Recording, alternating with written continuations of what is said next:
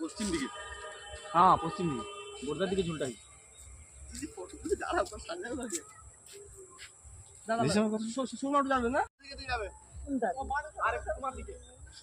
ইট দিয়া ঘর বানায় তোর বাপের পাকার ঘর কত বড় নোংরা দেখছো, আমি কত নোংরা হয়েছি দেখছো, তুমিও নোংরা হবো গা কিটিবে।